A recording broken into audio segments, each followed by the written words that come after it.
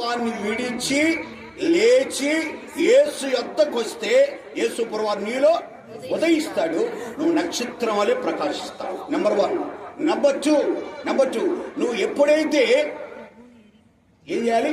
యేసు యందు వాక్యమందు లక్ష్యముంచాలి అంటే ఎరగాలి అంటే విని యేసు వైపు చూసి వాక్యం మీద గురి కలిగి ఉంటే లక్ష్యం ఉంచితే యేసు ప్రభువు నీ హృదయంలో ఉదయిస్తాడు. అప్పుడు నువ్వు నక్షత్రం అని ప్రకాశిస్తావు. 3, విడిచిపెట్టి యేసుని ఏం చేయాలి? వెంబడించాలి. విడిచిపెట్టాల్సిన పాపాన్ని విడిచిపెట్టి యేసయ్యని వెంబడించు. యేసు ప్రభువు నీలో ఉదయిస్తాడు. 4, భయభక్తులు కలిగి నువ్వు ఎప్పుడైతే జీవిస్తావో యేసు ప్రభువు నీ హృదయంలో ఉదయిస్తాడు.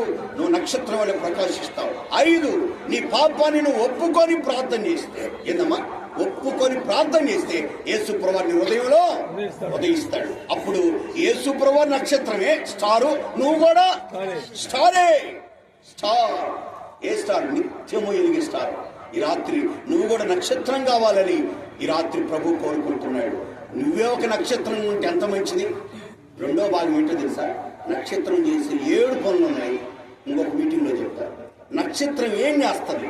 నువ్వే ఒక నక్షత్రంగా ఉంటే, ఈ బజార్కి ఈ కుటుంబం ఒక నక్షత్రంగా ఉంటే, నువ్వే ఒక స్టార్గా ఉంటే ఎంతమందిని వెలిగించవచ్చు.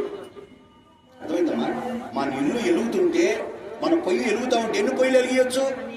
ఎన్నైనా వెలిగించవచ్చు. మోకరించండి.